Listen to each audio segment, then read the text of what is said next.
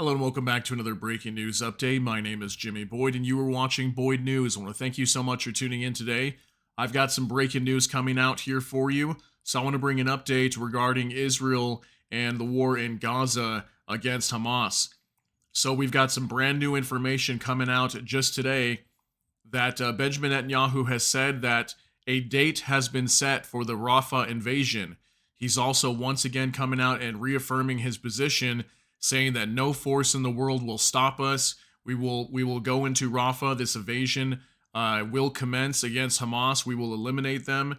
Okay, he has always had this same stance throughout this entire war. Yes, there's been lots of pushback. The West is definitely pushing back a lot right now. Just in the last week, we had President Biden of the United States coming out and warning Benjamin Netanyahu to get this war in control over here and stop killing a bunch of innocent civilians, because the civilian death toll is just skyrocketing like crazy. So there was a lot of pushback from the United States and multiple countries. They're also being accused in court of committing genocide in the Gaza Strip. But it looks like this thing is still going to happen. So we do know that the U.S. State Department's Matthew Miller has come out in a press briefing as well and stated that they have not yet been informed of this exact date on which the IDF will invade Rafah. I'll be showing you a video of that in just a moment, and also Benjamin Netanyahu stating that they have a date set for this invasion. Okay, so lots of big news coming out here.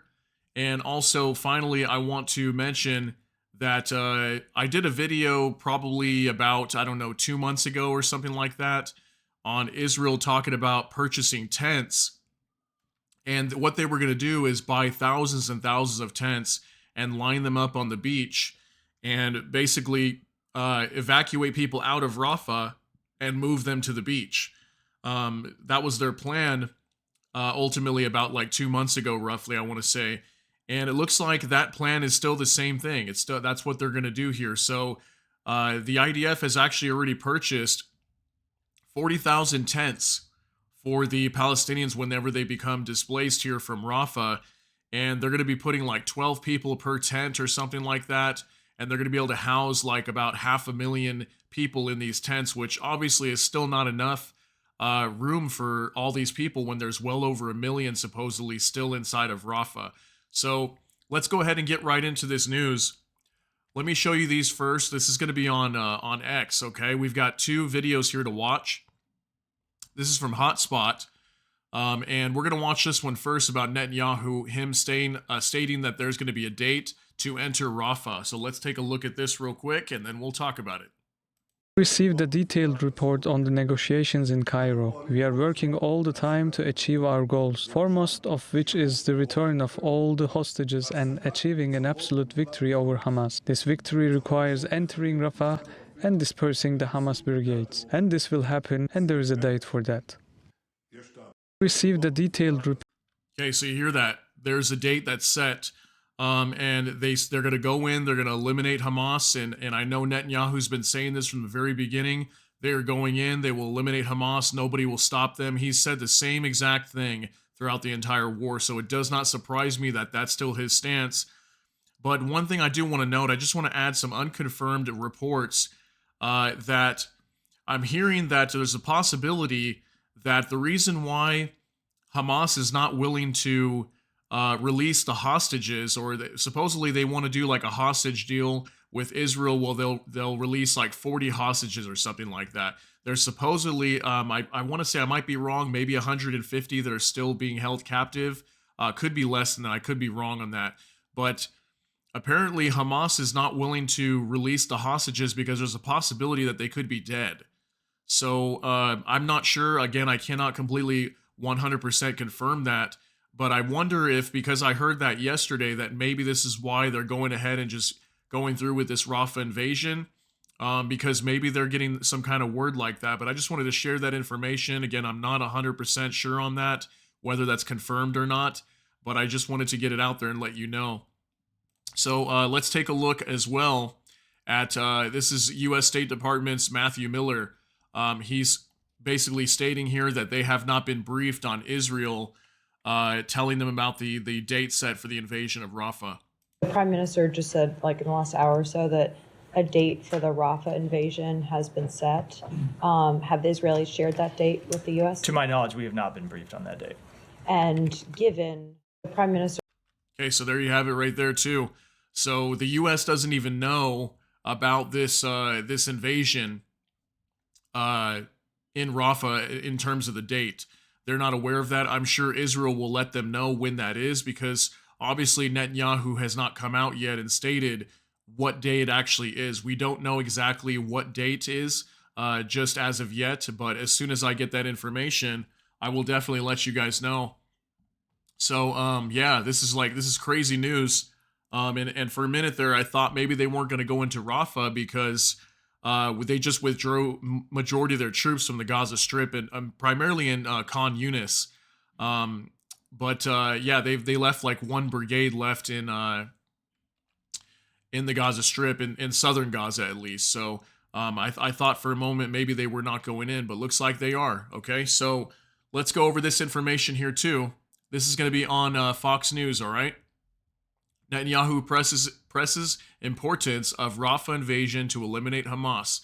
No force in the world will stop us. The Biden administration has pressed Netanyahu to not pursue the invasion of Rafah. So it says here, Israeli Prime Minister Benjamin Netanyahu underscored his military's commitment to the mission to destroy Hamas just days after ordering the majority of his ground forces to withdraw from the Gaza Strip. We will complete the elimination of Hamas battalions, including in Rafah, Netanyahu said at the Israeli Defense Forces induction base. No force in the world will stop us. There are many forces trying to do this, but it will not help because this enemy, after what it has done, will not do this again. Neither will it exist. He added, we are committed to doing this, and each one of you now at this base will contribute in one way or another to completing this goal. This must be. Netanyahu spoke Tuesday to new recruits scheduled to join the forces, meaning potential deployment into the Gaza Strip for the much-touted Rafah incursion. The Prime Minister examined data about the new recruits and remarked on how impressed he has been with their motivation to serve their country. This is a very significant day in your lives and in the life of the state, Netanyahu proclaimed. The state exists thanks to our ability to defend ourselves. These attacks have not ceased since we established this state. This has been the fate of the Jewish people for 100 and even thousands of years. What changed with the establishment of the state is our ability to repel these attacks somewhat at a very heavy cost, but with the strength that the entire world understands, may not always like, but we know that without it, we would not exist, he stressed. This is what you were doing here today in the various units, brigades, and corps, he continued. We are in effect defending the existence of our state, which is also the personal existence of each and every one of you, your lives, your families, your friends, and also the coming generations. There is no exaggeration or lofty words, Netanyahu said. These are very precise words. This is what we will determine if our state exists. So, like I said, Netanyahu is very serious about going into Rafah and completely eliminating Hamas. And many people are thinking, too, this is going to lead to a broader war soon after. I've heard reports as well that there could be some sort of attack on Lebanon going after Hezbollah here soon after. And maybe that's why they want to hurry up and finish this thing up. We've also had Donald Trump coming out and saying that Netanyahu needs to hurry up and finish up this war and get done and get out, and we need to get on to peace. But what's really hard to understand here is that I just don't see peace even whenever they eliminate Hamas, okay? Because then there's still going to be Hezbollah, and will Hezbollah continue attacking Israel, and will Israel continue attacking Hezbollah after this ends? Very big possibility, okay? So, yeah, I just wanted to share that information. I've got one last thing to show you here. This is on Barron's. Israel to buy tents for nearly 500,000 Gazans before Rafah assault. So I want to talk to you about these tents that they want to buy.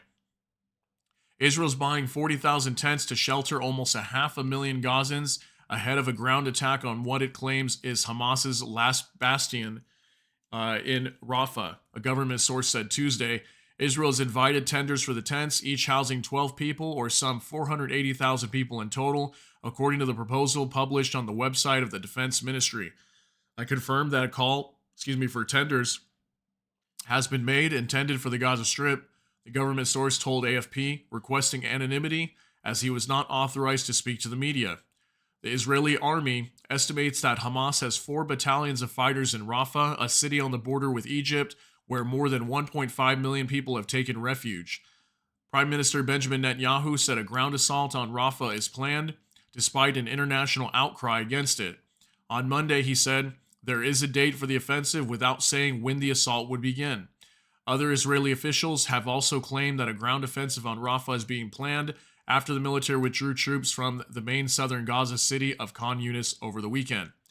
So, also it goes on to say here, AFP correspondents reported that many Gazans have returned to the city only to find their home in ruins. I heard a lot about that, that apparently Khan Yunis is just completely destroyed, that many of the people, there's people leaving Rafah and heading north, which many of them tried to go back to their town of Khan Yunis if they lived there, and whenever they showed up, it's just apparently completely destroyed, and there's really nothing left. The Gaza war broke out after Hamas, which rules the territory, carried out an unprecedented attack on October 7th on Israel that resulted in the deaths of 1,170 people, most of them civilians, according to AFP, tally based on, official Israeli figures. Israel's blistering military campaign in Gaza has so far killed 33,360 people, most of them women and children, according to the territory's health ministry. So this is about to get wild here, guys. This is all at a time when we're waiting to see how is Iran going to respond to this attack on the Iranian consulate last week. Is Hezbollah going to pick up their attacks, and are they going to fight alongside Iran and attack Israel with this whole retaliation event? Okay, so I really think things are going to be flaring up here. I think what we're going to see over the next few weeks here, now that we know that Israel has set a date to go into Rafah, I think the proxy groups here, that includes like the Yemen Houthis, Hezbollah, the RGC, Quds Force, all these guys, right? All these proxies throughout the Middle East in all these countries. I think they're going to flare up tensions here, and we're going to see attacks start happening more often, more frequently. I think we're going to see Israel launching more airstrikes inside of Syria, maybe even Iraq, and definitely Lebanon. Okay, it's going to be getting crazy over here and very, very tense in this region. And hopefully it doesn't break out into all-out war. It definitely could. So stay on your toes and be prepared for that, because I think one of the biggest things that's going to happen is I don't think necessarily the U.S. will get drawn in right away. There is a possibility it could happen, but one of the biggest effects we're going to have is the price of oil. So just be prepared for that, because oil is already going up around the world. Gas prices have already gone up. They've gone up just in my area about close to $1 compared to what it was just a few months ago. So we may see oil prices start spiking here if tensions get really crazy, especially if a war breaks out. So stay prepared for that. Make sure you got supplies and whatever you might need in case you get affected in those kinds of ways, especially economically. So let me know what you think down below. Share your thoughts and concerns and opinions in the comment section. If you got something out of this update, please smash that like button on the video. And if you enjoyed this content today, please consider subscribing to the channel. Hit the notification bell. That way YouTube can notify you. And with that, I hope you all have a great day. Everybody take care and God bless. See you in the next one.